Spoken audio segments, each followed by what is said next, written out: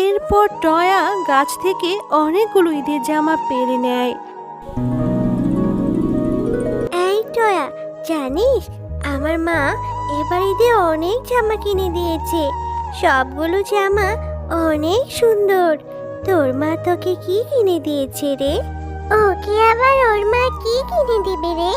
ও তো আগের বছরও একটা জামা কিনেনি, পুরান জামা পরে ঈদ করেছে। কি, পুরনো জামা পরে আবার ঈদ হয় নাকি? আমার মা সব সময় ঈদে আমাকে নতুন জামা কিনে দেয়, আমাকে অনেক জামা কিনে দেয়। আগের বছর আমার মায়ের কাছে কোনো টাকা ছিল না, তাই তো আমাকে কোনো জামা কিনে দিতে পারেনি। তাই আমি পুরান জামা পরে ঈদ করেছি। কিন্তু এবার আমি মাকে বলবো আমাকে নতুন জামা কিনে দেওয়ার জন্য। তারপর আমি জামা পরে তোদের সাথে ঘুরবো, ঈদ করবো আমি। তাই নাকি রে টয়া? আগের বছরও তো বলেছিলি তোর মা নাকি তোকে নতুন জামা কিনে দিবে, কই দিল না তো? তুই তো সেই পুরন জামা পরে ঈদ করলি। শোন টয়া, তোকে আমরা এবার বলে দিচ্ছি, তুই যদি এবার নতুন জামা না কিনিস তোকে কিন্তু আমাদের সাথে ঘুরতে নিব না। বন্ধুদের এমন কথা শুনে টয়া মন খারাপ করে বাড়ি চলে আসে।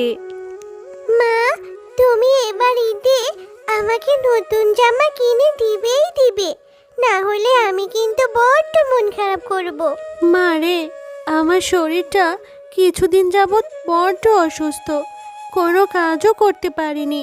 বাঘিনী ভাবি যে কি বলবে আল্লাহই ভালো জানে। যাই হোক, যে কয়দিন কাজ করেছিলাম সেই কয়দিনে টাকা যদি দেয় তাহলে তো নতুন জামা কিনে দেব রে মা। কবে কিনে দিবে মা? ঈদের তো আর মাত্র 2 দিন আছে। আমাকে যদি তুমি এবার নতুন জামা কিনে না দাও তাহলে কিন্তু আমি বাড়ি থেকে বের হয়ে যাব, আর কখনো আসবো না। মা রে, তুই কষ্ট পাস না, আমি তোকে কথা দিলাম বাঘিনী ভাবির কাছ থেকে টাকা নিয়ে এসে তোকে মার্কেটে নিয়ে যাব, আর তোর পছন্দ মতোই তোকে একটি জামা কিনে দেব। আর মন খারাপ করিস না রে মা।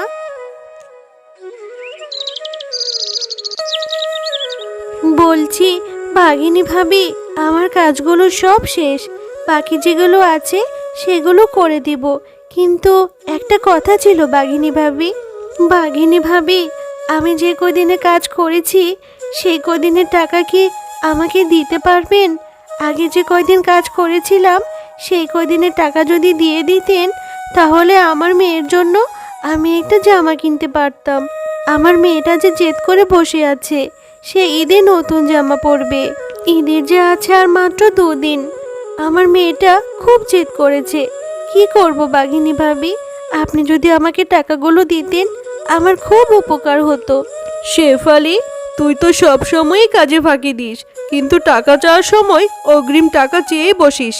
আজ 5 দিন পর কাজে আসলি আর কাজে এসেই টাকা চাইছিস? আর এটা তো রোজার মাস, ঈদের জন্য আমার অনেক কেনাকাটা হয়ে গেছে, আমার অনেক টাকা খরচ হয়ে গেছে। এখন আমার কাছে কোনো টাকা নেই, আরো কিছু শপিং করার বাকি আছে। তুই আমার আশা ছেড়ে দে রে শেফালি। তোর যদি জামা কাপড় কেনার থাকে তাহলে অন্য কোথা থেকে ব্যবস্থা করে নে, আমি তোকে কোনো টাকা পয়সা দিতে পারবো না রে শেফালি। বাঘিনী ভাবি, আপনি তো অনেক টাকার কেনাকাটা করেছেন, অথচ আমি তো আপনার কাছে কিছু টাকা চেয়েছি। এই টাকাটা কি আপনি দিতে পারবেন না বাঘিনী ভাবি? দয়া করে কিছু টাকা দিন না ভাবি। শেফালি, তুই এত কথা কেন বাড়াচ্ছিস? আমার টাকা আছে তাই আমি শপিং করেছি, প্রয়োজনে আরো করব, তাতে তোর কি? তোর টাকা নেই তুই শপিং করবি না, এত শখ কেন? হ্যাঁ, গরিবের এত শখ থাকতে নেই, বুঝলি? যা, অন্য কোথা থেকে ব্যবস্থা করতে পারলে তোর মেয়ের জন্য জামা কিনে নিয়ে যা। এখানে শুধু ঘ্যান ঘ্যান করে সময় নষ্ট করিস না, আমার চোখের সামনে থেকে দূর হ।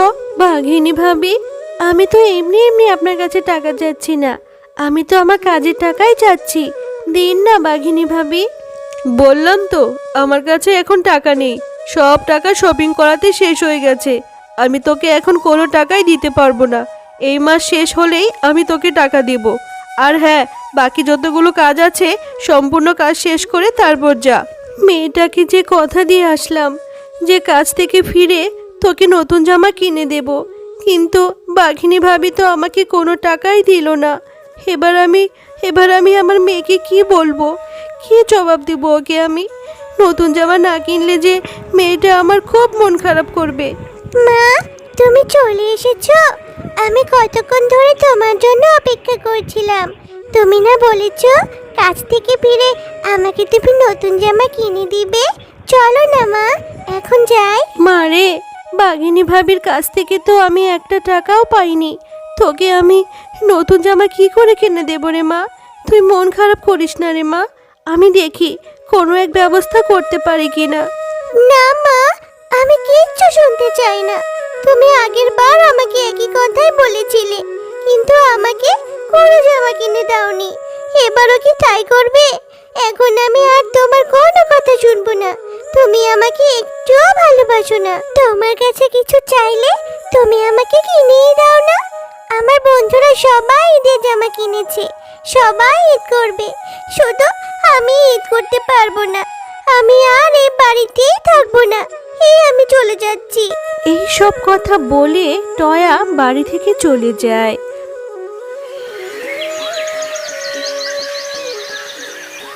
আর বসে বসে মনের কষ্টে কাঁদতে থাকে। টয়াকে কাঁদতে দেখে হঠাৎ করেই সেখানে একটি পরী চলে আসে। আর টয়াকে পরী বলে, কি হয়েছে ছোট মেয়ে, তুমি এভাবে বসে কাঁদছো কেন? কত ছোট তুমি, তাহলে তোমার এত দুঃখ কিসের? কেন তুমি এভাবে কাঁদছো বলো আমাকে। এরপর টয়া পরীকে সব কথা খুলে বলে। সব কথা শুনে পরী বলে, ও এই ব্যাপার, তুমি মন খারাপ করো না। এই নাও জাদুর ফুল, তুমি এই ফুলটা তোমাদের বাড়ির উঠোনে যে গাছ আছে সে গাছের গোড়ায় রেখে দিবে। তারপর দেখবে তোমার মনের ইচ্ছা সব পূরণ হয়ে যাবে আর সকল কষ্ট দূর হয়ে যাবে। এরপর খুশি মনে পরীর দেওয়া ফুলটি নিয়ে টয়া বাড়ি চলে যায়।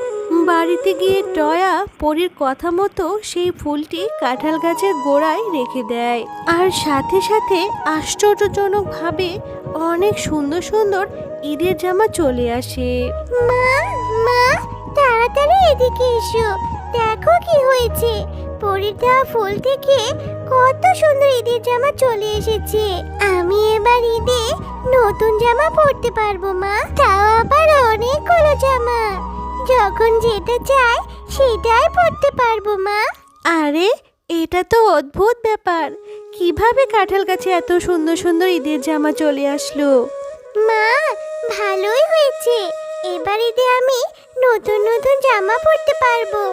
আর আমাদের গ্রামে যারা আমাদের মতো গরিব অসহায় আছে, জামা কিনতে পারে না, তাদের মাঝে আমি এই জামাগুলো বিলিয়ে দেব, যাতে করে সবাই ঈদের নতুন জামা পরতে পারে।